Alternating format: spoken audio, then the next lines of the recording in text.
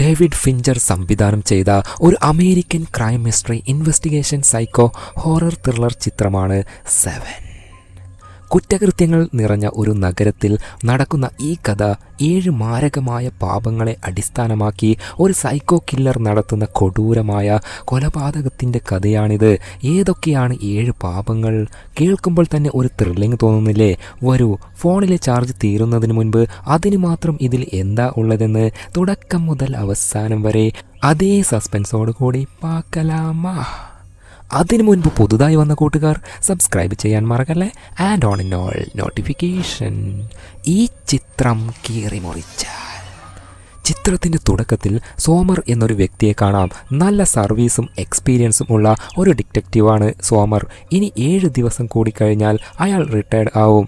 ഇപ്പോൾ ജോലിക്ക് പോകാൻ വേണ്ടി റെഡിയായിക്കൊണ്ടിരിക്കുകയാണ് സോമർ. അങ്ങനെ റെഡിയായി കഴിഞ്ഞ് അയാൾ നേരെ പോകുന്നത് ഒരു മരണം നടന്ന സ്ഥലത്തേക്കാണ്. അവിടെയുള്ള ഒരു വീട്ടിൽ ഒരാൾ മരിച്ചു കിടക്കുന്നുണ്ട്. വേറൊരു പോലീസുകാരൻ നേരത്തെ അവിടെ എത്തി തെളിവുകളൊക്കെ ശേഖരിച്ചിട്ടുണ്ട്. അയാൾ പറയുന്നത് മരിച്ച വ്യക്തിയെ അയാളുടെ വൈഫാണ് കൊന്നതെന്നാണ്. ആ പോലീസുകാരൻ കാര്യങ്ങളൊക്കെ വിശദീകരിക്കുമ്പോഴും സോമർ അവിടെ വേറെ എന്തെങ്കിലും തെളിവുകളുണ്ടോ എന്ന് നോക്കി ആ വീട് പരിശോധിച്ചു കൊണ്ടിരിക്കുകയാണ്. അപ്പോഴാണ് മറ്റൊരു ഡിറ്റക്റ്റീവായ മിൽസ് അവിടേക്ക് എത്തുന്നത്. മിൽസിന് ആകെ 5 വർഷത്തെ സർവീസ് എക്സ്പീരിയൻസ് മാത്രമേ ഉള്ളൂ. ഇന്നാണ് അയാൾ ഈ സ്ഥലത്തേക്ക് ട്രാൻസ്ഫർ ആയി വന്നത്. ഇനി സോമറിൻ്റെ ടീമിലാണ് മിൽസ് വർക്ക് ചെയ്യാൻ പോകുന്നത്. അവിടുത്തെ തെളിവെടുപ്പും കാര്യങ്ങളൊക്കെ കഴിഞ്ഞ് അവർ പുറത്തേക്കിറങ്ങി. ഈ സമയത്ത് സോമർ മിൽസിനോട് നീ എന്തിനാ ഇങ്ങോട്ടേക്ക് സ്ഥലം മാറി വന്നത്? മിൽസ് അതിന് പല ന്യായങ്ങളും പറയാൻ ശ്രമിക്കുന്നുണ്ട്.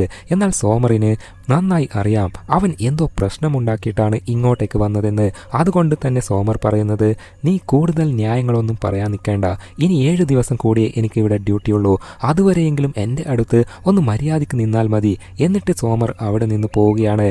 അങ്ങനെ പിറ്റേ ദിവസം രാവിലെ മിൽസ് ഇപ്പോൾ ഭാര്യയുടെ കൂടെ വീട്ടിൽ കിടന്ന് ഉറങ്ങുകയാണ്. രാവിലെ ആയതോടെ തനിക്ക് ഉടനെ വിളി വരുമെന്ന് അവന് നന്നായിട്ട് അറിയാം.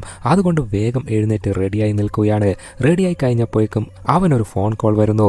ഇന്നും ഒരു മരണം നടന്നിട്ടുണ്ട്. അങ്ങനെ അല്പം കഴിഞ്ഞ് അവർ ആ മരണം നടന്ന സ്ഥലത്തേക്ക് പോവുകയാണ്. ഒരു ഫ്ലാറ്റിനകത്താണ് മരണം നടന്നിരിക്കുന്നത്.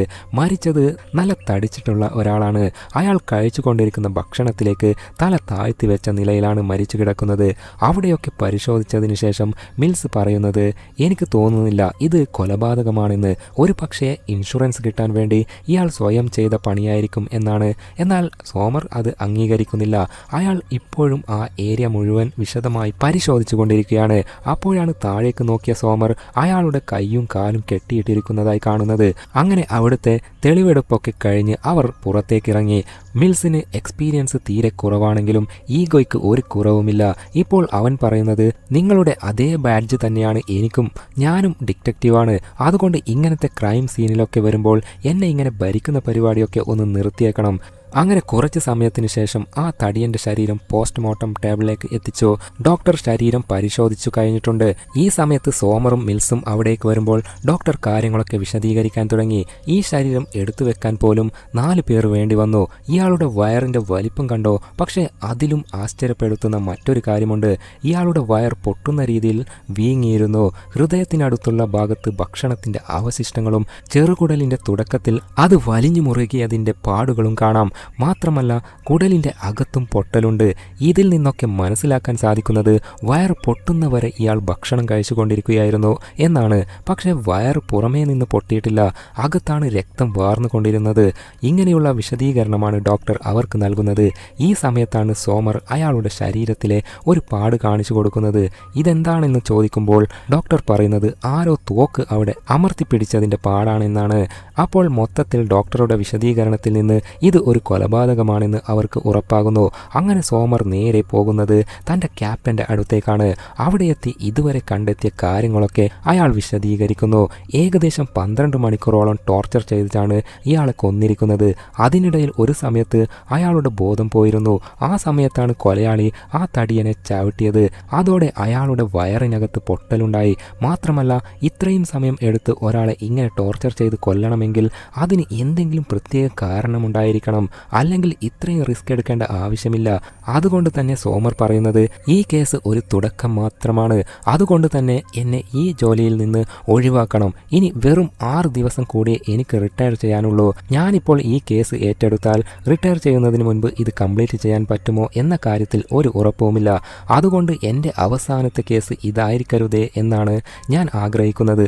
അത് കേട്ടപ്പോൾ സോമർ ഈ കേസിൽ നിന്ന് പോകുകയാണെങ്കിൽ പോകട്ടെ, കേസ് താൻ അന്വേഷിച്ചോളാം എന്നാണ് മിൽസ് പറയുന്നത്.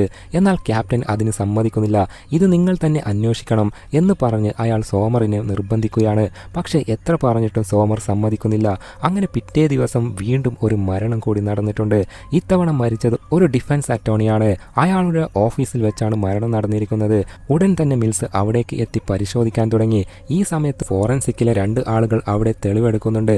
മിൽസ് അവരോട് നിങ്ങൾ പോയി ഒരു ചായ കുടിച്ചിട്ട് വാ എന്ന് പറഞ്ഞ് അവരെ അവിടെ നിന്ന് പറഞ്ഞയക്കുകയാണ്.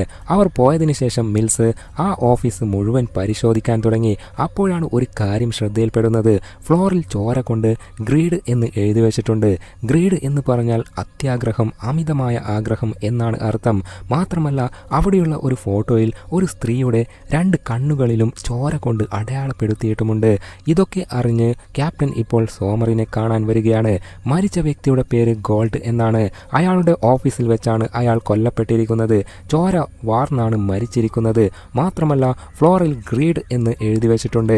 ഇതൊക്കെ ക്യാപ്റ്റൻ സോമറിനോട് പറയുകയാണ്. എന്നാൽ സോമറിനെ സംബന്ധിച്ചിടത്തോളം അയാൾ ഈ കേസ് വിട്ടതാണ്. അതുകൊണ്ട് തന്നെ എന്നോട് ഈ കാര്യങ്ങളൊക്കെ വന്ന് പറഞ്ഞിട്ട് എന്താണ് കാര്യം? മിൽസ് ഉണ്ടല്ലോ, നിങ്ങൾ അവൻ്റെ അടുത്ത് പോയി സംസാരിക്ക് എന്നാണ് സോമർ പറയുന്നത്. അയാളെ ഈ കേസിലേക്ക് തിരികെ വിളിക്കാനാണ് ക്യാപ്റ്റൻ വന്നത്. പക്ഷേ സോമറിൻ്റെ സംസാരത്തിൽ നിന്ന് അയാൾ ഇനി ഈ കേസിലേക്ക് വരില്ലെന്ന് ക്യാപ്റ്റനും മനസ്സിലായി. അതുകൊണ്ട് തന്നെ പുറത്തേക്ക് പോകുന്നതിന് മുൻപ് ക്യാപ്റ്റൻ ഒരു ചെറിയ ബോട്ടിൽ സോമറിന് കൊടുക്കുന്നു. അത് നേരത്തെ മരിച്ച ആ തടിയൻ്റെ വയറ്റിൽ നിന്ന് കിട്ടിയ ഒരു അവശിഷ്ടമാണ്. കണ്ടിട്ട് പ്ലാസ്റ്റിക് പോലെയുണ്ട്. ആരോ അയാളെ നിർബന്ധിച്ച് അത് തീറ്റിച്ചതാണെന്നാണ് ക്യാപ്റ്റൻ പറയുന്നത്. ബോട്ടിൽ അവിടെ വെച്ചിട്ട് ക്യാപ്റ്റൻ പോകുന്നു. അയാൾ പോയി കഴിഞ്ഞപ്പോൾ സോമർ ആ ബോട്ടിൽ എടുത്ത് പരിശോധിക്കുകയാണ്. അതിനുശേഷം നേരെ പോകുന്നത് ആ തടിയൻ്റെ വീട്ടിലേക്കാണ്. അവിടെ എത്തിയ സോമർ വീണ്ടും ആ റൂമൊക്കെ വിശദമായി പരിശോധിക്കാൻ തുടങ്ങി.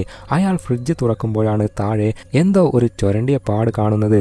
സംശയം തോന്നി സോമർ ക്യാപ്റ്റൻ കൊടുത്ത ബോട്ടിലിൽ നിന്നുള്ള പ്ലാസ്റ്റിക്കിന്റെ കഷ്ണം എടുത്ത് അവിടെ വെച്ച് നോക്കുന്നു.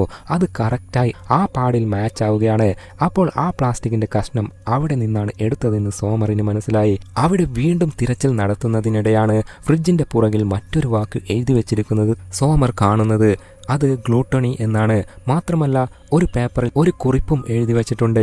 അങ്ങനെ ആ പേപ്പർ എടുത്തുകൊണ്ട് സോമർ നേരെ ക്യാപ്റ്റൻ്റെ അടുത്തേക്ക് പോകുന്നു. മിൽസും അവിടെ ഇരിക്കുന്നുണ്ട്. സോമർ കണ്ടെത്തിയ കാര്യങ്ങളൊക്കെ അവരോട് പറയാൻ തുടങ്ങി. ആ പേപ്പറിൽ എഴുതിയിരിക്കുന്നത് നരകത്തിൽ നിന്ന് വെളിച്ചത്തിലേക്ക് നയിക്കുന്ന പാതയ്ക്ക് ദൂരം ഏറെയാണ്, അതേപോലെ കഠിനവുമാണ് എന്നാണ്. ഇതിൻ്റെയൊക്കെ അർത്ഥം ഇത് വെറും ഒരു തുടക്കം മാത്രമാണെന്നാണ് സോമറിന് മനസ്സിലാകുന്നത്. ആ തടിയൻ്റെ വീട്ടിലെ ഫ്രിഡ്ജിൻ്റെ പുറകിൽ ഗ്ലൂട്ടണി എന്നാണ് എഴുതി വച്ചിരിക്കുന്നത്. നമ്മുടെ ബൈബിളിൽ പറയുന്നതനുസരിച്ച് 7 പാപങ്ങളുണ്ട്. അതിലൊന്നാണ് ഗ്ലൂട്ടണി, അതായത് ദുരാഗ്രഹത്തോടെ അമിതമായി ഭക്ഷണം കഴിക്കൽ. രണ്ടാമത്തേത് ഗ്രീഡ്, അത്യാഗ്രഹം, അതായത് ആ ഡിഫൻസ് അറ്റോർണി മരിച്ച സ്ഥലത്ത് നിന്ന് കണ്ടെത്തിയത്. മൂന്നാമത്തേത് സ്ലോത്ത്, ആലസ്യം. നാലാമത്തേത് റാത്ത്, കോപം. അഞ്ചാമത്തേത് പ്രൈഡ്, അഹങ്കാരം. ആറാമത്തേത് ലസ്റ്റ്, കാമം. ഏഴാമത്തേത് എൻവി, അസൂയ. ഇങ്ങനെ 7 പാപങ്ങളാണുള്ളത്. അതുകൊണ്ട് തന്നെ ഇനി ഇതുപോലെയുള്ള 5 കൊലപാതകങ്ങൾ കൂടി നമുക്ക് പ്രതീക്ഷിക്കാം. എന്തായാലും ഈ കേസ് എൻ്റേതല്ല, നിങ്ങളൊന്ന് ശ്രദ്ധിക്കണം എന്ന് തോന്നിയത് കൊണ്ടാണ് ഞാൻ ഇതൊക്കെ പറഞ്ഞത് എന്ന് പറഞ്ഞിട്ട് സോമൻ അവിടെ നിന്ന് പോവുകയാണ്. അതിനുശേഷം അയാൾ നേരെ പോകുന്നത് പോലീസുകാരുടെ ഒരു ലൈബ്രറിയിലേക്കാണ്. ആ രാത്രി മുഴുവൻ അവിടെ ഇരുന്ന് സോമർ ചില പുസ്തകങ്ങളൊക്കെ റെഫർ ചെയ്യാൻ തുടങ്ങി. ഇതേ സമയം മിൽസും വീട്ടിലിരുന്ന് ആ കേസിനെ കുറിച്ച് തന്നെയാണ് പഠിച്ചുകൊണ്ടിരിക്കുന്നത്. അങ്ങനെ പിറ്റേ ദിവസം, ഇന്ന് ബുധനാഴ്ചയാണ്, ജോലിക്ക് പോകാൻ വേണ്ടി മിൽസ് ഫ്ലാറ്റിൽ നിന്ന് പുറത്തേക്ക് ഇറങ്ങുകയാണ്. നല്ല മഴ പെയ്യുന്നുണ്ട്. അവൻ ഓടിച്ചെന്ന് കാറിനകത്ത് കയറി കുറച്ച് സമയം അവിടെ വെയിറ്റ് ചെയ്യുന്നു. അപ്പോഴാണ് ഒരു പോലീസുകാരൻ അവിടേക്ക് വന്ന് കുറച്ച് പുസ്തകങ്ങൾ അവൻ്റെ കയ്യിൽ കൊടുക്കുന്നത്. ആ പുസ്തകങ്ങളുമായി മിൽസ് നേരെ ഓഫീസിലേക്ക് പോകുന്നു. ഓഫീസിലെത്തിയപ്പോൾ അവൻ്റെ സീറ്റിൽ സോമർ ഇരിക്കുന്നുണ്ട്. മിൽസിനെ കണ്ട ഉടനെ സോമർ എഴുന്നേറ്റ് മാറിക്കൊടുക്കുന്നു. ഈ സമയം മിൽസ് സോമർ കാണാതെ നേരത്തെ ശേഖരിച്ച പുസ്തകങ്ങൾ എടുത്ത് തൻ്റെ മേശയ്ക്കുള്ളിൽ വെക്കുകയാണ്. ഇതൊക്കെ ഈ കേസിനെ കുറിച്ച് റിസർച്ച് ചെയ്യാനുള്ള പുസ്തകങ്ങളാണ്. എന്നാൽ അതൊന്നും ശ്രദ്ധിക്കാതെ സോമർ എന്തൊക്കെയോ കുത്തിക്കുറിച്ചു കൊണ്ടിരിക്കുകയാണ്. അപ്പോഴാണ് ഓഫീസിലെ ഫോൺ ബെല്ലടിക്കുന്നത്. അത് അവൻ്റെ ഭാര്യ ട്രേസി ആയിരുന്നു. എടി, ഞാൻ നിന്നോട് എത്ര തവണ പറഞ്ഞിട്ടുണ്ട് ഞാൻ ജോലി ചെയ്തുകൊണ്ടിരിക്കുമ്പോൾ ഇങ്ങോട്ടേക്ക് വിളിക്കരുതെന്ന് ഞാൻ നിന്നെ പിന്നെ വിളിച്ചോളാം. എന്നാൽ അവൾ വിളിച്ചത് മിൽസിനോട് സംസാരിക്കാനല്ല, അവൾക്ക് സംസാരിക്കേണ്ടത് സോമറിനോടാണ്. എന്താണ് കാര്യമെന്ന് അവൾ പറയുന്നതേയില്ല. അങ്ങനെ ഫോൺ സോമറിന് കൊടുക്കണമെന്ന് പറഞ്ഞപ്പോൾ മിൽസ് ഫോൺ സോമറിന് കൊടുക്കുന്നു. കുറച്ച് സമയം സംസാരിച്ച ശേഷം സോമർ ഫോൺ കട്ട് ചെയ്യുന്നു. മിൽസിനോട് അവൾ ഒന്നും പറഞ്ഞിട്ടില്ല.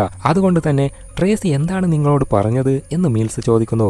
അപ്പോൾ സോമർ പറയുന്നത്, അത് പിന്നെ ഇന്ന് രാത്രി ഡിന്നറിന് നിന്റെ വീട്ടിലേക്ക് അവൾ എന്നെ ക്ഷണിച്ചതാണ്, ഞാനും വരാമെന്ന് പറഞ്ഞു. അത് കേൾക്കുമ്പോൾ മിൽസിന് ശരിക്കും കൗതുകം തോന്നുന്നു. അവൾ എന്തിനാണ് സോമറിനെ വിളിച്ചതെന്ന് അവൻ ചിന്തിക്കുകയാണ്. അങ്ങനെ അന്ന് രാത്രി സോമറും മിൽസിന്റെ കൂടെ മീൽസ് കഴിക്കാൻ വീട്ടിലേക്ക് പോകുന്നു. വീട്ടിലേക്ക് കയറിയ ഉടനെ മിൽസ് തന്റെ നായ്ക്കളുടെ അടുത്തേക്ക് പോകുന്നു. അവിടെയൊക്കെ നടക്കുന്നതിനിടയിലാണ് അവർക്ക് മക്കളൊന്നുമില്ല എന്ന് സോമറിന് മനസ്സിലാകുന്നത്. അയാൾ ഇപ്പോൾ ട്രേസിയോട് അവരുടെ പ്രണയത്തെക്കുറിച്ച് ചോദിക്കുന്നു. അത് കേൾക്കുമ്പോൾ ട്രേസി പറയുന്നത്, ഞങ്ങൾ ആദ്യമായി ഡേറ്റിന് പോയ ദിവസം തന്നെ ഞാൻ തീരുമാനിച്ചിരുന്നു ഇയാളെ തന്നെയാണ് കല്യാണം കഴിക്കേണ്ടതെന്ന്. അത്രയ്ക്ക് തമാശക്കാരനായിരുന്നു എന്നാണ്. അങ്ങനെ അവർ ഭക്ഷണം കഴിക്കാൻ ഇരിക്കുകയാണ്. ഈ സമയത്താണ് ട്രേസി സോമറിനോട് ചോദിക്കുന്നത്, എന്തുകൊണ്ടാണ് നിങ്ങൾ കല്യാണം കഴിക്കാത്തത്?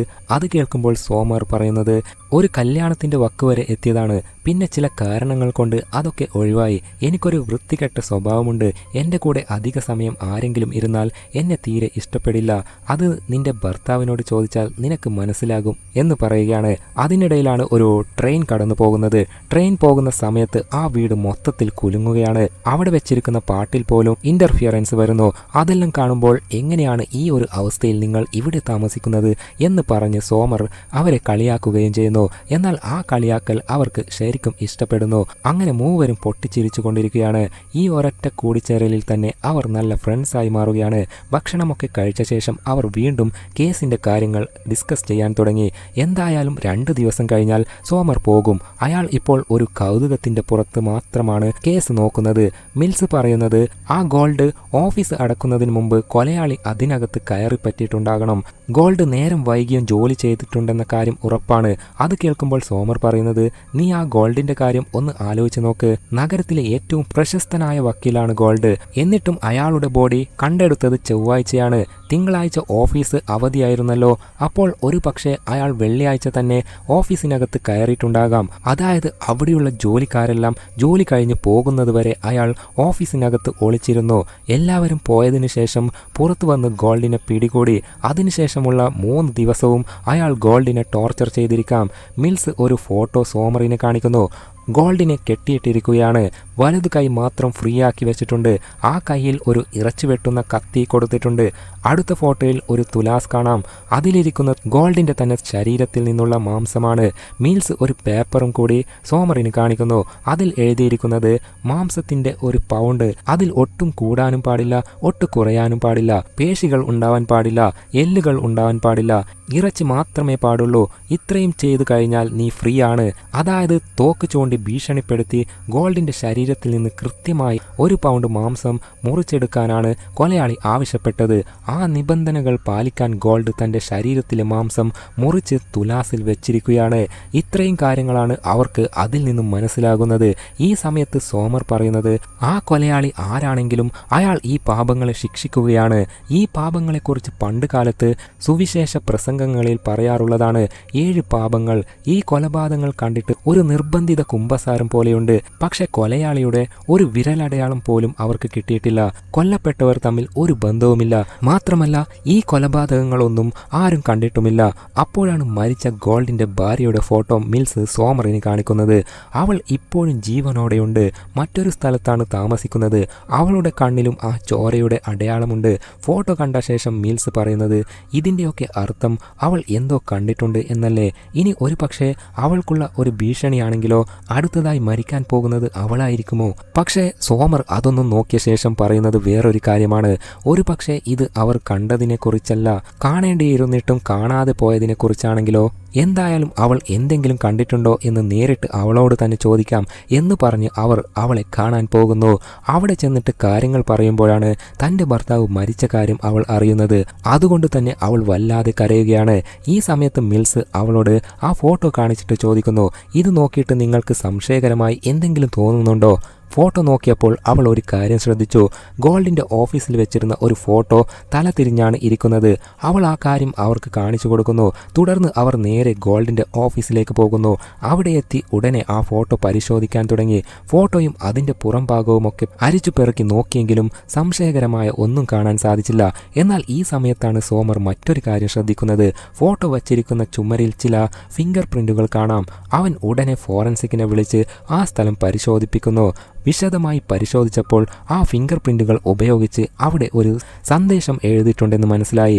ഹെൽപ്പ് മീ, എന്നെ സഹായിക്കൂ എന്നായിരുന്നു. പക്ഷേ ഫോറൻസിക് ഉദ്യോഗസ്ഥൻ പറയുന്നത് അത് മരിച്ച ഗോൾഡിന്റെ ഫിംഗർ പ്രിന്റ് അല്ലെന്നാണ്. ഇനി വേണ്ടത് ആ ഫിംഗർ പ്രിന്റ് ആരുടേതാണെന്ന് കണ്ടെത്തുകയാണ്. അതിനായി അവർ ഫോറൻസിക് ഓഫീസിലേക്ക് പോകുന്നു. അവിടെ കുറേ നേരം പരിശോധിച്ചിട്ടും ആ ഫിംഗർ പ്രിന്റ് ആരുടേതാണെന്ന് കണ്ടെത്താൻ സാധിക്കുന്നില്ല. റിസൾട്ട് കിട്ടണമെങ്കിൽ 3 ദിവസമെങ്കിൽ എടുക്കുമെന്ന് ഉദ്യോഗസ്ഥൻ പറയുന്നു. അങ്ങനെ പറഞ്ഞെങ്കിലും അന്നത്തെ ദിവസം മുഴുവൻ സോമറും മീൽസും അവിടെ തന്നെ വെയിറ്റ് ചെയ്യുകയാണ്. പിറ്റേ ദിവസം, അതായത് വ്യാഴാഴ്ച, ക്യാപ്റ്റനും ടീമും അവിടേക്ക് എത്തുന്നു. ക്യാപ്റ്റൻ ഒരു ബ്രീഫിംഗ് വിളിച്ചിരിക്കുകയാണ്. അയാൾ പറയുന്നത് നമുക്ക് കൊലയാളിയെ കിട്ടിയിട്ടുണ്ട്. വിക്ടർ എന്നാണ് അവന്റെ പേര്. യഥാർത്ഥ പേര് തിയോഡോർ. അവന്റെ വിരലടയാളങ്ങൾ സംഭവ സ്ഥലത്ത് നിന്ന് തന്നെ നമുക്ക് കിട്ടിയിട്ടുണ്ട്. അവനൊരു സൈക്കോ ആണ്. മയക്കുമരുന്ന് ഉപയോഗം, മോഷണശ്രമം, അടിപിടി തുടങ്ങി പല കേസുകളിലും അവൻ ഉൾപ്പെട്ടിട്ടുണ്ട്. അവൻ മുമ്പ് പോലീസിന്റെ കസ്റ്റഡിയിലുമായിരുന്നു. അവനെ ആ കേസിൽ നിന്ന് രക്ഷപ്പെടുത്തിയത് ഇപ്പോൾ മരിച്ച വക്കീലായ ഗോൾഡാണ്. ജയിലിൽ നിന്ന് ഇറങ്ങിയതിനു ശേഷം കുറെ കാലമായി ആരും വിക്ടറിനെ കണ്ടിട്ടില്ല. എന്നാൽ ഇപ്പോൾ അയാളുടെ ഡ്രസ്സ് കിട്ടിയിട്ടുണ്ട്. ഉടൻ തന്നെ അവിടേക്ക് പോകണമെന്ന് പറഞ്ഞ് ക്യാപ്റ്റൻ എല്ലാവരെയും കൂട്ടി വിക്ടറിന്റെ വീട്ടിലേക്ക് പോകുന്നു. പോകുന്ന വഴിക്ക് സോമർ മിൽസിനോട് പറയുന്നത് എനിക്ക് തോന്നുന്നില്ല ആ വിക്ടറാണ് കൊലയാളിയെന്ന്. അങ്ങനെ അവർ വിക്ടറിന്റെ ഫ്ലാറ്റിലെത്തി അവിടെ മൊത്തം സെർച്ച് ചെയ്യാൻ തുടങ്ങി. അപ്പോഴാണ് ബെഡിൽ ഒരാൾ കിടക്കുന്നത് അവർ കാണുന്നത്. തുണി മാറ്റി നോക്കിയപ്പോൾ ആ കാഴ്ച കണ്ട് എല്ലാവരും ഞെട്ടുകയാണ്. അത് വിക്ടറാണ്. അയാളുടെ ശരീരം മൊത്തം വളരെ ഭയപ്പെടുത്തുന്ന അവസ്ഥയിലാണ്. ഇങ്ങനെ ഒരു ശരീരം ആ പോലീസുകാർ പലരും ആദ്യമായിട്ടാണ് കാണുന്നത്. ഉടൻ തന്നെ അവർ മിൽസിനെയും സോമറിനെയും അങ്ങോട്ട് വിളിക്കുന്നു. ആ കാഴ്ച അവരെ ഞെട്ടിച്ചു. അവിടുത്തെ ചുമരിൽ സ്ലോത്ത് എന്ന് എഴുതി വെച്ചിട്ടുണ്ട്. മിൽസ് അവിടെ പരിശോധിക്കുന്നതിനിടെ കുറച്ച് ഫോട്ടോകൾ കണ്ടെത്തുന്നു. ആ റൂമിനകത്ത് അയാളെ ലോക്ക് ചെയ്തതിന്റെ ആദ്യ ദിവസം മുതൽ ഇപ്പോഴത്തെ അവസ്ഥ വരെയുള്ള ഫോട്ടോകളാണ് അവ. ഏകദേശം 1 വർഷമായി ആ കൊലയാളി വിക്ടറിനെ ആ റൂമിനകത്ത് കെട്ടിയിട്ടിരിക്കുകയാണ്. മാത്രമല്ല അവന്റെ ശരീരത്തിൽ നിന്നുള്ള പല സാമ്പിളുകളും കുപ്പികളിലാക്കി വെച്ചിട്ടുണ്ട്. അവർ വിക്ടറിനെ പരിശോധിച്ചു കൊണ്ടിരിക്കുമ്പോഴാണ് പെട്ടെന്ന് അയാൾക്ക് ബോധം വരുന്നത്. അങ്ങനെ അവർ വേഗം തന്നെ അവനെ എടുത്ത് ഹോസ്പിറ്റലിലേക്ക് കൊണ്ടുപോകുന്നു. ഇതൊക്കെ കണ്ടതോടെ മീൽസിന് ശരിക്കും ദേഷ്യം വരികയാണ്. ആ കൊലയാളി നമ്മളെ പറ്റിക്കുകയാണ് എന്നൊക്കെ പറഞ്ഞ് അവൻ ഭ്രാന്തമായ രീതിയിൽ സംസാരിക്കാൻ തുടങ്ങി. അത് കാണുമ്പോൾ സോമർ പറയുന്നു, നീ ഒന്ന് അടങ്ങ് മീൽസ്, നിന്റെ വികാരങ്ങളെ നിയന്ത്രിക്കാൻ പഠിക്കണം. എന്തിനാണ് ഇങ്ങനെ ദേഷ്യപ്പെടുന്നത്? ഇങ്ങനെ ദേഷ്യപ്പെട്ടത് കൊണ്ട് നിനക്ക് ഒന്നും കിട്ടാൻ പോകുന്നില്ല. അതിനിടയിലാണ് ഒരു ഫോട്ടോഗ്രാഫർ അവിടേക്ക് വന്ന് വിക്ടറിന്റെ ഫോട്ടോ എടുക്കുന്നത്. അതോടെ മീൽസിന്റെ ദേഷ്യം വീണ്ടും കൂടി. അവൻ ഫോട്ടോഗ്രാഫറെ കുറെ തെറി പറഞ്ഞിട്ട് തള്ളി മാറ്റുന്നു. അത് കുറച്ച് സമയത്തിന് ശേഷം ഡോക്ടർ വിക്ടറിന്റെ ശരീരം പരിശോധിച്ച് കാര്യങ്ങളൊക്കെ മിൽസിനോടും സോമറിനോടും വിശദീകരിക്കുന്നു. വിക്ടറിന്റെ മസിലുകളുടെയും എല്ലുകളുടെയും അവസ്ഥ നോക്കിയാൽ കുറഞ്ഞത് 1 വർഷമെങ്കിലും അയാൾ അനങ്ങാതെ കിടന്നിട്ടുണ്ടെന്ന് മനസ്സിലാക്കാം. രക്തപരിശോധന നടത്തിയപ്പോൾ 100 കണക്കിന് മരുന്നുകൾ അയാളുടെ ശരീരത്തിലേക്ക് കുത്തിവെച്ചിട്ടുണ്ടെന്ന് മനസ്സിലായി. അത് കേട്ട് മീൽസ് ചോദിക്കുന്നു, അപ്പോൾ അവൻ സംസാരിക്കാനോ മറ്റോ ശ്രമിച്ചിരുന്നോ? ഡോക്ടർ പറയുന്നത്, സംസാരിക്കാൻ അവൻ്റെ തലച്ചോറിൽ എന്തെങ്കിലും ബാക്കി വേണ്ടേ? ഇനി ബാക്കി വല്ലതും ഉണ്ടെങ്കിൽ തന്നെ എപ്പോഴേ അവൻ്റെ നാക്കൊക്കെ കടിച്ചു തിന്നു കഴിഞ്ഞിട്ടുണ്ട് എന്നാണ്. അത് കേട്ട് സോമർ ചോദിക്കുന്നു, ഇനി അവൻ ജീവിതത്തിലേക്ക് തിരിച്ചു വരാൻ വല്ല ചാൻസുമുണ്ടോ? ഡോക്ടർ പറയുന്നത്, ഇപ്പോൾ നിങ്ങൾ അവൻ്റെ കണ്ണിലേക്ക് ഒരു ടോർച്ച് അടിച്ചെന്ന് വിചാരിക്കുക. അതുപോലും അവനെ കൊല്ലാൻ മതിയാകും. ഞാൻ ഇതുവരെ കണ്ടതിൽ വെച്ച് ആരെക്കാളും കൂടുതൽ വേദന അനുഭവിച്ചു കഴിഞ്ഞിട്ടുണ്ട്. അത്രയും പറഞ്ഞ ശേഷം ഡോക്ടർ അവിടെ നിന്ന് പോകുന്നു. കുറച്ച് സമയത്തിന് ശേഷം സോമർ ഇപ്പോൾ വീട്ടിലിരിക്കുകയാണ്. അപ്പോഴാണ് ഒരു കോൾ വരുന്നത്. അത് മിൽസിന്റെ ഭാര്യ ട്രേസിയാണ്. എനിക്ക് അത്യാവശ്യമായി നിങ്ങളെ ഒന്ന് കാണണം, നമുക്കൊന്ന് പുറത്തേക്ക് പോയാലോ എന്നാണ് അവൾ ചോദിക്കുന്നത്. അവളുടെ ഭാഗത്തു നിന്ന് അങ്ങനെ ഒരു ചോദ്യം സോമർ ഒട്ടും പ്രതീക്ഷിച്ചിരുന്നില്ല. പക്ഷെ അവൾ ആദ്യമായിട്ടാണ് തന്നെ വിളിക്കുന്നത് എന്നതുകൊണ്ട് തന്നെ അവൾ പറഞ്ഞ റെസ്റ്റോറൻറ്റിലേക്ക് സോമർ പോകുന്നു. വെള്ളിയാഴ്ചയാണ് അവർ റെസ്റ്റോറൻറ്റിൽ കാണുന്നത്. സോമറിനെ കണ്ട ഉടനെ ട്രേസി കാര്യങ്ങൾ പറയാൻ തുടങ്ങി. ഈ നഗരത്തിൽ എനിക്ക് ആകെ പരിചയമുള്ള ഒരു മനുഷ്യൻ നിങ്ങളാണ്. അതുകൊണ്ടാണ് നിങ്ങളെ ഇവിടെ വിളിച്ചത്. എനിക്കൊന്ന് മനസ്സ് തുറന്ന് സംസാരിക്കണം. അവൾ ഇപ്പോൾ പ്രഗ്നൻ്റ് ആണ്. പക്ഷേ ഈ കാര്യം അവൾ മിൽസിനോട് പറഞ്ഞിട്ടില്ല. ഈ അവസ്ഥയിൽ അവനോട് ഇത് പറയാനും എനിക്ക് പറ്റുന്നില്ല. ഇങ്ങനെയൊരു ലോകത്തേക്ക് എൻ്റെ കുഞ്ഞിനെ കൊണ്ടുവരാൻ എനിക്ക് താല്പര്യമില്ല എന്നൊക്കെയാണ് ട്രേസി പറയുന്നത്. അത് കേൾക്കുമ്പോൾ സോമർ പറയുന്നത്, നോക്ക് ട്രേസി, ഞാൻ നേരത്തെ പറഞ്ഞില്ലേ എനിക്കൊരു റിലേഷൻ ഉണ്ടായിരുന്നു. ഏകദേശം കല്യാണം കഴിച്ചതുപോലെ തന്നെയാണ് ഞങ്ങൾ ജീവിച്ചത്. അതിനിടയിൽ അവൾ പ്രഗ്നൻ്റ് ആവുകയും ചെയ്തു. പക്ഷേ അവൾ പ്രഗ്നൻ്റ് ആയപ്പോൾ എനിക്കൊരു വല്ലാത്ത പേടി തോന്നി.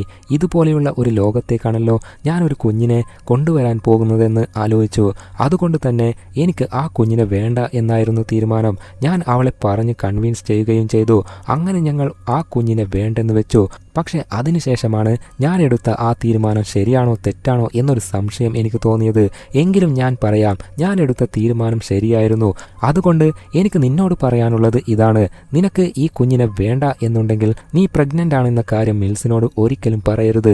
മറിച്ച് നിനക്ക് ഈ കുഞ്ഞിനെ വേണമെന്നാണെങ്കിൽ നിന്റെ കുഞ്ഞിനെ നല്ല പോലെ വളർത്തണം എന്നൊരു ഉപദേശമാണ് സോമർ നൽകുന്നത്. അങ്ങനെ ആ സംസാരത്തിന് ശേഷം സോമർ നേരെ മിൽസിന്റെ അടുത്തേക്ക് പോകുന്നു. അവർ അവിടെയുള്ള ബോർഡിൽ 7 പാപത്തെക്കുറിച്ച് എഴുതി വെച്ചിട്ടുണ്ട്. ഇപ്പോൾ 3 കൊലപാതകങ്ങൾ നടന്നു, ഇനി 4 കൊലപാതകങ്ങൾ കൂടി നടക്കാനുണ്ട്. ഇപ്പോൾ ആ വിക്ടറിനെ കുറിച്ചാണ് ഡിസ്കസ് ചെയ്യുന്നത്. വിക്ടറിനെ കുറിച്ച് എല്ലാവർക്കും നല്ല അഭിപ്രായമാണ്. അവൻ്റെ ഹൗസ് ഓണർ പറയുന്നത്, ഇവനെ പോലെ നല്ലൊരു വാടകക്കാരനെ ഞാൻ ജീവിതത്തിൽ കണ്ടിട്ടില്ല. എല്ലാ മാസവും കൃത്യമായി വാടക കൊടുക്കും. ഫ്ലാറ്റിലെ വേറെ ആരും അവനെക്കുറിച്ച് ഒരു പരാതിയും പറഞ്ഞിട്ടില്ല എന്നാണ്. സോമർ അത് കേട്ട് പറയുന്നത്, അവനെക്കുറിച്ച് ആര് പരാതി പറയാനാണ്? അവനൊന്നും പുറത്തേക്ക് ഇറങ്ങിയിട്ട് വേണ്ടേ? മാത്രമല്ല അവന് ശബ്ദമുണ്ടാക്കാൻ നാക്കുണ്ടോ എന്നാണ്. പിന്നെ നമ്മൾ എന്തിനാണ് ഈ കാര്യങ്ങളൊക്കെ ഇങ്ങനെ ഡിസ്കസ് ചെയ്തുകൊണ്ടിരിക്കുന്നതെന്ന് മിൽസ് ചോദിക്കുന്നു. നമുക്കൊന്ന് പുറത്തു പോയി അന്വേഷിക്കാം. ഇനി ആരെയെങ്കിലും കൊല്ലുന്നതിന് മുൻപ് അയാളെ പിടിക്കാം എന്നാണ് മിൽസ് പറയുന്നത്. ഈ സമയത്താണ് സോമർ ഒരു കാര്യം ചിന്തിക്കുന്നത്. വിക്ടറിനെ കെട്ടിയിട്ടിട്ട് കൃത്യം 1 വർഷം കഴിഞ്ഞപ്പോഴാണ് നമ്മൾ അവിടെ എത്തിയത്. അതുതന്നെയായിരിക്കാം കൊലയാളി ആഗ്രഹിച്ചതും. ആദ്യത്തെ വിക്ടിമിന്റെ വീട്ടിൽ നിന്ന് കിട്ടിയ പേപ്പറിൽ എഴുതിയിരുന്നത് മിൽസ് ഓർക്കുന്നുണ്ടല്ലോ, നരകത്തിൽ നിന്ന് വെളിച്ചത്തിലേക്ക് നയിക്കുന്ന പാത ദൂരമേറിയതും കഠിനമായതുമാണ് എന്നല്ലേ? നീ ഒന്ന് ആലോചിച്ച് നോക്ക്, ഒരാളെ 1 വർഷം വരെ കെട്ടിയിടാനുള്ള ശ്രമം അവൻ കാണിച്ചല്ലോ. അത് കേട്ട് മിൽസ് പറയുന്നു, അവൻ അങ്ങനെ പലതും പറയും. ഒരു വട്ടനാണ് അവൻ. കുറെ ലൈബ്രറിയിൽ പോയി പുസ്തകങ്ങൾ റെഫർ ചെയ്തു എന്ന് വെച്ച് അവൻ വലിയ ബുദ്ധിജീവിയാകാൻ പോകുന്നില്ല എന്നാണ്. പക്ഷെ ലൈബ്രറിയുടെ കാര്യം പറഞ്ഞപ്പോഴാണ് സോമറിന് പെട്ടെന്ന് ഒരു കാര്യം സ്ട്രൈക്ക് ആവുന്നത്. നമുക്കൊരു സ്ഥലം വരെ പോകാം എന്ന് പറഞ്ഞ് സോമർ മിൽസിനെയും കൂട്ടി നേരെ ഒരു റെസ്റ്റോറൻറ്റിലേക്ക് പോകുന്നു. അവിടെ ഇരിക്കുമ്പോൾ ഒരു FBI ഏജന്റ് അവിടേക്ക് എത്തുന്നു. സോമർ അയാൾക്ക് കുറച്ച് പൈസ കൊടുത്തിട്ട് ഒരു കാര്യം ഏൽപ്പിക്കുന്നു. എന്താണ് സംഭവം എന്ന കാര്യം മിൽസിന് മനസ്സിലായിട്ടില്ല. അങ്ങനെ അവർ ആ FBI ഏജന്റിനെ കാത്ത് ഒരു ബാർബർ ഷോപ്പിൽ ഇരിക്കുകയാണ്. ഇതുവരെ എന്തിനാണ് പൈസ കൊടുത്തതെന്ന് മിൽസിന് മനസ്സിലാകുന്നില്ല. അവൻ വീണ്ടും ചോദിക്കുമ്പോൾ സോമർ വിശദീകരിക്കാൻ തുടങ്ങി. കാര്യം വളരെ സിമ്പിളാണ്. ഒരു ലൈബ്രറി കാർഡ് കിട്ടണമെങ്കിൽ നമ്മുടെ ID കാർഡും ഫോൺ ബില്ലും ഒക്കെ കൊടുക്കണം. പിന്നെ ഇവിടെയുള്ള ലൈബ്രറികൾ പോലീസിന്റെ നിരീക്ഷണത്തിലാണ്. ചില പ്രത്യേകതരം പുസ്തകങ്ങളുണ്ട്. അതൊക്കെ ആരൊക്കെയാണോ വായിക്കുന്നതെന്ന് പോലീസിന് അറിയാൻ സാധിക്കും.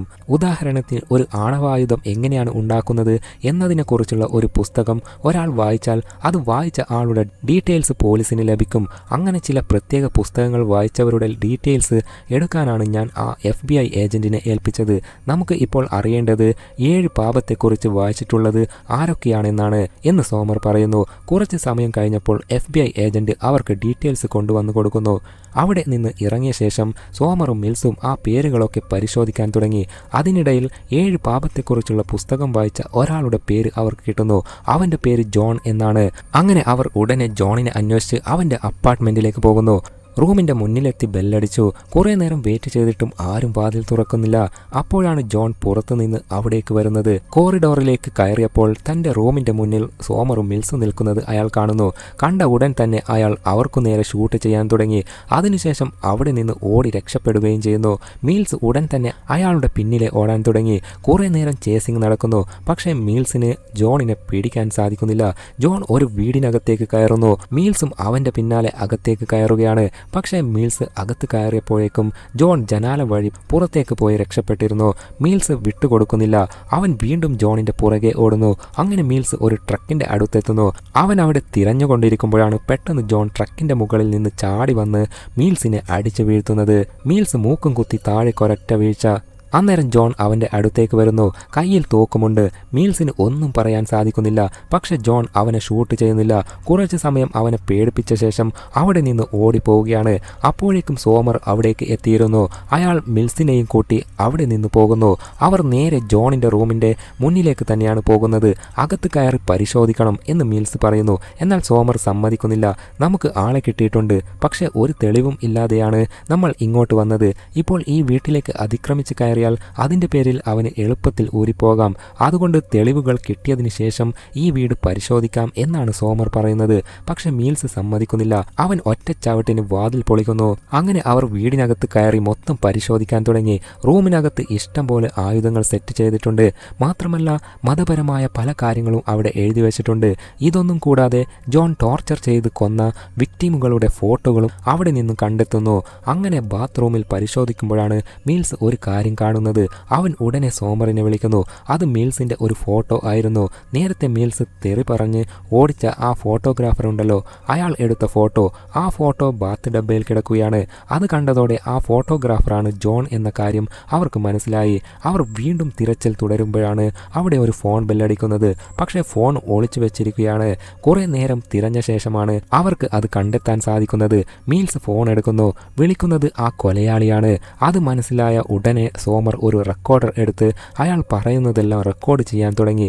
കൊലയാളി പറയുന്നത്, നിങ്ങൾ എന്നെ എങ്ങനെ കണ്ടെത്തി എന്നെനിക്ക് അറിയില്ല, പക്ഷേ ശരിക്കും പറഞ്ഞാൽ ഞാൻ ഞെട്ടിപ്പോയി. ഓരോ ദിവസവും നിങ്ങളോടുള്ള ബഹുമാനം എനിക്ക് കൂടിക്കൂടി വരികയാണ്. ഇന്നിപ്പോൾ എന്തായാലും എനിക്ക് ശക്തമായ ഒരു തിരിച്ചടിയാണ് കിട്ടിയത്. അതുകൊണ്ട് തന്നെ എൻ്റെ പ്ലാൻ ചെറുതായിട്ടൊന്ന് മാറ്റുകയാണ്. നിങ്ങളുടെ കൂട്ടത്തിൽ ഒരാളെ മുറിവേൽപ്പിച്ചതിന് ഞാൻ സോറി ചോദിക്കുന്നു. എനിക്ക് മറ്റൊരു നിവൃത്തിയില്ലാത്തത് കൊണ്ടാണ് ഞാൻ അങ്ങനെ ചെയ്തത്. അത്രയും പറഞ്ഞിട്ട് സൈക്കോ കില്ലർ ഫോൺ കട്ട് ചെയ്യുന്നു. അവർ വീണ്ടും ആ വീട് പരിശോധിക്കാൻ തുടങ്ങി. അവിടെയുള്ള ഫോട്ടോകൾക്കിടയിൽ ഒരു സ്ത്രീയുടെ ഫോട്ടോയും അവർ കാണുന്നു. അവളെ കണ്ടാൽ തന്നെ ഒരു പ്രോസ്റ്റിറ്റ്യൂട്ട് ആണെന്ന് മനസ്സിലാകും. അങ്ങനെ ശനിയാഴ്ചയായി ഇന്നും ഒരു മരണം നടന്നിട്ടുണ്ട്. ഒരു ബാറിലാണ് സംഭവം. മരണം നടന്ന റൂമിന്റെ വാതിലിൽ ലസ്റ്റ് എന്ന് എഴുതി വെച്ചിട്ടുണ്ട്. അവർ അകത്ത് കയറി നോക്കുമ്പോൾ ഒരു സ്ത്രീ മരിച്ചു കിടക്കുകയാണ്. അവളെ റേപ്പ് ചെയ്ത് കൊന്നതാണ്. അവളെ കൊന്ന ആളും അവിടെ തന്നെയുണ്ട്. അവളുടെ ബോഡി എടുത്തതിന് ശേഷം ആ മനുഷ്യനെ ചോദ്യം ചെയ്യാൻ വേണ്ടി സ്റ്റേഷനിലേക്ക് കൊണ്ടുപോകുന്നു. അയാൾ പറയുന്നത്, ഒരാൾ എന്നെ തോക്ക് ചൂണ്ടി ഭീഷണിപ്പെടുത്തിയത് കൊണ്ടാണ് ഞാൻ ഇങ്ങനെയൊക്കെ ചെയ്തത്. വളരെ ക്രൂരമായിട്ടാണ് അയാൾ എന്നെ കൊണ്ട് ഇത് ചെയ്യിപ്പിച്ചത്. എൻ്റെ കിടുങ്ങാമണിയിൽ കത്തി ഫിറ്റ് ചെയ്ത് വെച്ചിട്ടാണ് എന്നെ കൊണ്ട് അവളെ റേപ്പ് ചെയ്യിപ്പിച്ചത് എന്നാണ്. ആ കൊലപാതക രീതിയുടെ ഫോട്ടോയും അവിടെ നിന്ന് അവർക്ക് കിട്ടുന്നു. അങ്ങനെ ഞായറാഴ്ചയായി വീണ്ടും ഒരു കൊലപാതകം. ഒരു ഫ്ലാറ്റിലാണ് സംഭവം നടന്നിരിക്കുന്നത്. മരിച്ചിരിക്കുന്നതും ഒരു സ്ത്രീയാണ്. അവർ അങ്ങോട്ട് ചെന്ന് റൂമൊക്കെ പരിശോധിക്കാൻ തുടങ്ങി. അവിടുത്തെ ചുമരിൽ പ്രൈഡ് എന്ന് എഴുതി വെച്ചിട്ടുണ്ട്, അതായത് അഹങ്കാരം. ആ സ്ത്രീയുടെ ഇടതു കൈയിൽ സ്ലീപ്പിംഗ് പിൽസ് വെച്ചിട്ടുണ്ട്. വലതു കൈയിൽ ഒരു ഫോണുമുണ്ട്. മാത്രമല്ല അവളുടെ മുഖം വികൃതമായിട്ടുണ്ട്. മൂക്കൊക്കെ ചെത്തിക്കളഞ്ഞിരിക്കുകയാണ്. ഇതിൽ നിന്ന് അവർക്ക് മനസ്സിലായത് കൊലയാളി അവൾക്ക് ഒരു അവസരം കൊടുത്തിരുന്നു എന്നാണ്. ഒന്നുകിൽ അവൾക്ക് സ്ലീപ്പിംഗ് പിൽസ് കഴിച്ച് മരിക്കാം, അല്ലെങ്കിൽ കയ്യിലുള്ള ഫോൺ ഉപയോഗിച്ച് ആരെയെങ്കിലും വിളിച്ച് രക്ഷപ്പെടാം. പക്ഷേ അവൾ രക്ഷപ്പെട്ടാൽ ഈ വികൃതമായ മുഖവുമായി ജീവിക്കേണ്ടി വരും. അവൾക്ക് അതിന് കഴിയില്ലെന്ന് തീരുമാനിച്ചുകൊണ്ടാണ് സ്ലീപ്പിംഗ് പിൽസ് കഴിച്ച് മരിച്ചത്. ഇത്രയും കാര്യങ്ങളാണ് അവിടുത്തെ പരിശോധനയിൽ നിന്ന് അവർക്ക് മനസ്സിലാകുന്നത്. അവിടുത്തെ പരിശോധനയൊക്കെ കഴിഞ്ഞ് അവർ പുറത്തേക്കിറങ്ങി. സോമർ മിൽസിനോട് പറയുന്നു, എന്തായാലും ഞാൻ ഒരു കാര്യം തീരുമാനിച്ചു. ഈ കേസ് തീരുന്നതുവരെ ഞാൻ ഇവിടെ തന്നെ നിൽക്കും.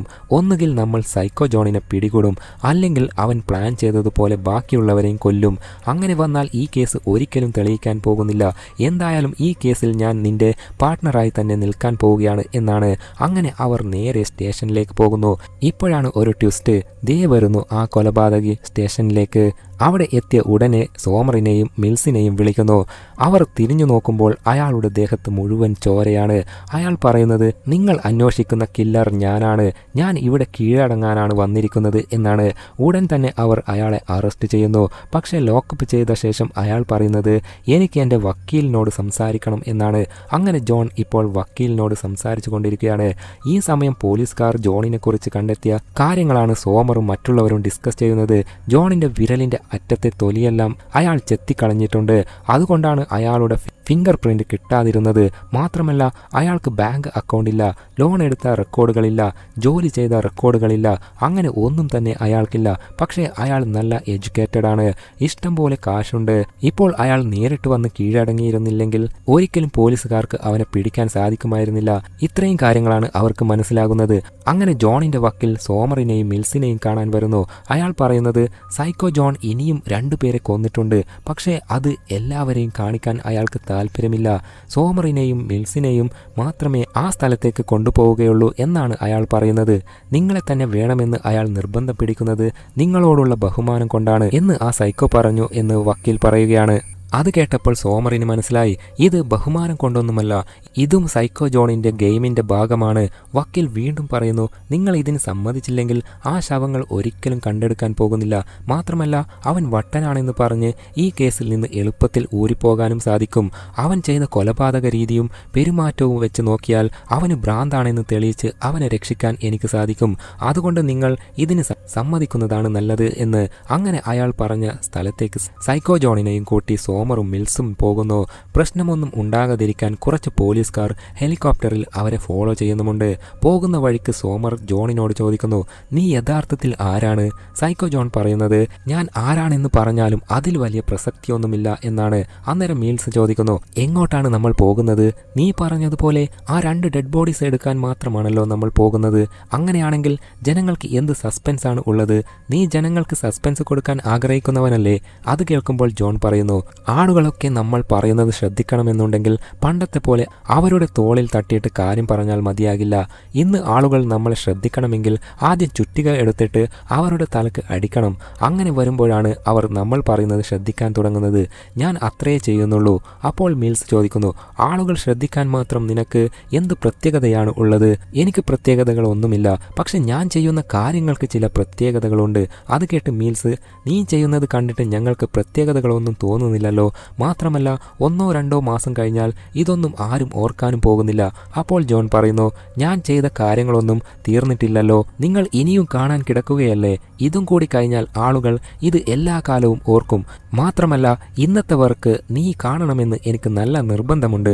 നിന്നെ സംബന്ധിച്ച് അത് നല്ലൊരു കാഴ്ചയായിരിക്കും എന്നൊക്കെ പറയുകയാണ്. അങ്ങനെ അവരുടെ വണ്ടി വീണ്ടും മുന്നോട്ട് പോയിക്കൊണ്ടിരിക്കുകയാണ്. നഗരത്തിൽ നിന്നൊക്കെ വിട്ടുമാറി തീരെ ആളുകളില്ലാത്ത ഒരു സ്ഥലത്തേക്കാണ് അവർ ഇപ്പോൾ പോകുന്നത്. ഈ സമയത്താണ് സോമർ ചോദിക്കുന്നത്, നിങ്ങൾ എന്തിനാണ് ഇതൊക്കെ ചെയ്യുന്നത്? ജോൺ പറയുന്നത്, ഇതൊന്നും ഞാൻ ചെയ്യുന്നതല്ല, ദൈവം ഇതൊക്കെ എന്നെ കൊണ്ട് ചെയ്യിപ്പിക്കുന്നതാണ്. അപ്പോൾ സോമർ ചോദിക്കുന്നു, നിന്നെ കൊണ്ട് ദൈവമാണ് ഇതൊക്കെ ചെയ്യിപ്പിക്കുന്നതെങ്കിൽ ഇതിൽ നിന്ന് നിനക്ക് സന്തോഷം കണ്ടെത്താൻ സാധിക്കുന്നുണ്ടോ? ജോൺ പറയുന്നു, തീർച്ചയായും. ഒരു കണക്കിന് നോക്കിക്കഴിഞ്ഞാൽ എല്ലാവരും സന്തോഷം കണ്ടെത്തുന്നില്ലേ? ഇപ്പോൾ നിങ്ങളൊന്ന് ആലോചിച്ച് നോക്കൂ. എന്നെ ഒരു റൂമിനകത്ത് ഒറ്റയ്ക്ക് കിട്ടിയാൽ മീൽസിന് എന്നെ ഇടിച്ചിടിച്ച് കൊല്ലാൻ തോന്നില്ലേ? പക്ഷേ ഒരിക്കലും മീൽസ് അത് ചെയ്യില്ല.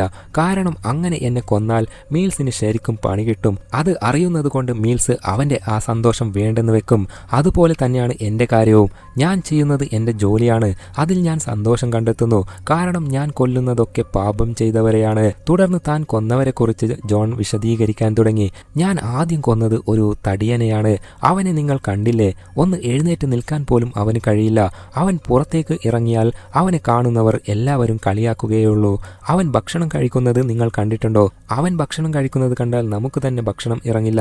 പിന്നെ ആ വക്കീലിനെ കൊന്നതിന് നിങ്ങളെല്ലാവരും എന്നോട് നന്ദി പറയുകയാണ് വേണ്ടത്. കാരണം അവൻ എന്താണ് ചെയ്യുന്നത്? കാശ് വാങ്ങിയിട്ട് കുറെ കുറ്റവാളികളെ രക്ഷപ്പെടാൻ സഹായിക്കുകയാണ്. പിന്നെ 3ാമത് കൊന്നത് ഒരു പെണ്ണിനെയാണ്. അവളെക്കുറിച്ച് നീ ഒന്ന് ചിന്തിച്ചു നോക്ക്. സൗന്ദര്യമില്ലാതെ ജീവിക്കാൻ പറ്റില്ല എന്നാണ് അവൾ ചിന്തിക്കുന്നത്. മനസ്സുകൊണ്ട് വിരൂപിയായ ഒരു സ്ത്രീയാണ് അവൾ. അതുകൊണ്ട് തന്നെ അവൾ മരിക്കുന്നതാണ് നല്ലത്. പിന്നെയുള്ളത് വിക്ടർ. അവൻ എന്താണ് ചെയ്യുന്നത്? മയക്കുമരുന്ന് വിൽക്കുന്നു, ചെറിയ പെൺകുട്ടികളെ പീഡിപ്പിക്കുന്നു. ഇങ്ങനെയുള്ള കാര്യങ്ങളല്ലേ അവൻ ചെയ്യുന്നത്? അതുകൊണ്ടാണ് അവനെയും കൊല്ലേണ്ടി വന്നത്. പിന്നെയുള്ളത് ഒരു വേശ്യയാണ്. അവളുടെ അടുത്തേക്ക് പോകുന്ന ആളുകൾക്കൊക്കെ രോഗം പകർന്നു കൊടുക്കുകയാണ് അവൾ ചെയ്യുന്നത്. അവൾ ഒരിക്കലും ഇവിടെ ജീവിച്ചിരിക്കാൻ പാടില്ല. അതുകൊണ്ടാണ് അവളെയും കൊന്നത്.